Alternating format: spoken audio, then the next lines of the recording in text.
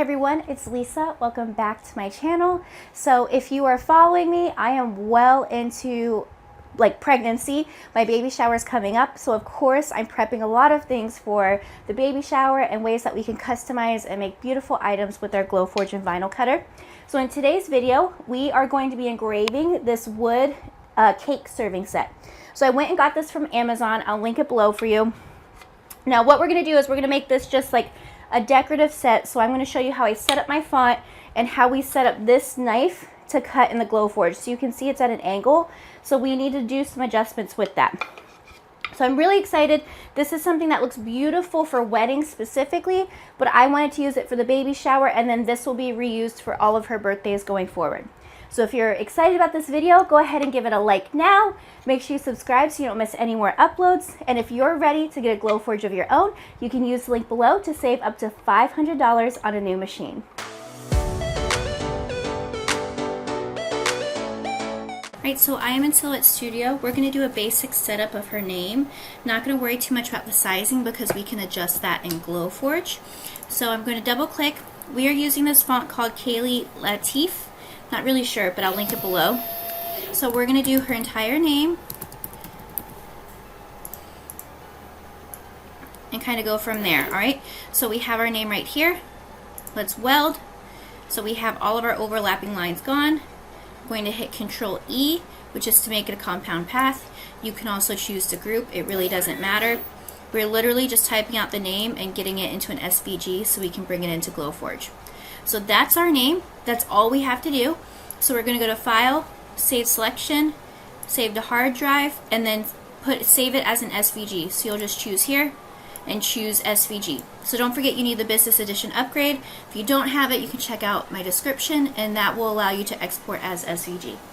So I'll see you in just a second in Glowforge. Right, so we are in our Glowforge software. I'm in the process of uploading that file right now. So that'll process, and then in just a second you'll see the knife in the Glowforge. Now this knife is acacia wood. I got it honestly from Amazon. You know, I'm testing it out.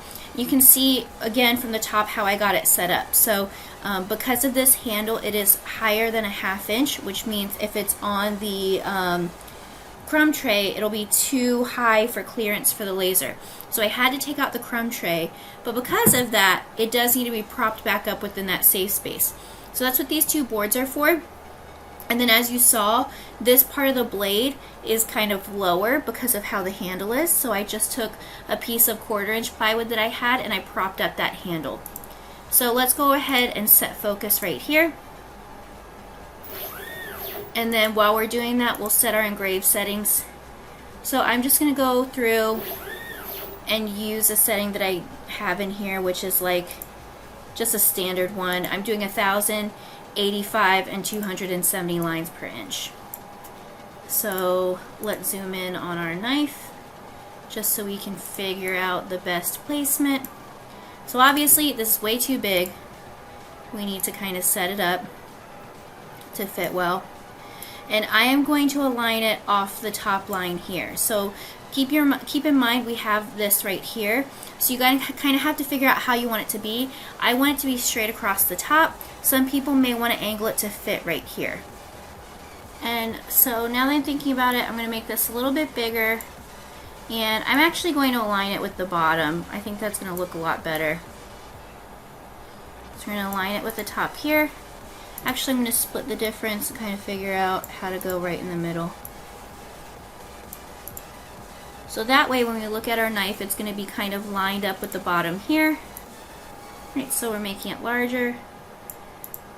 Making it larger makes it seem to fit better anyway. Right, so I went through, adjusted it. I'm happy with this placement, so we can go ahead and print. Again, this is an engraved, so this will be one of the jobs that take longer than like straight out cutting it. So we'll see. Oh, it doesn't take too long. It's not that big, I guess. So I'll see you in just a few minutes.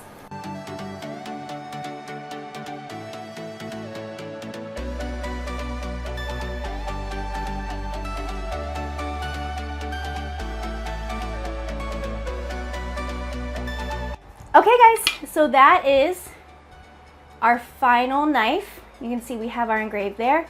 So what I'll do for this one is I'll probably put like her birth date and maybe some stats on it so we can keep using. But a really beautiful engrave. Now, do I know the functionality of this knife? No, it may not function very well. But it's beautiful for photos, especially if you're doing a wedding. This will be, I think, a huge hit for you. Let me adjust it for you. I think this will be a huge hit, and it's something that you can kind of keep as a memento going forward. So if you like this video, don't forget to like. If you're not subscribed, please go ahead and subscribe so you don't miss any more uploads. And if you're ready to get a Glowforge of your own, you can use the link below to save up to $500 on a new machine.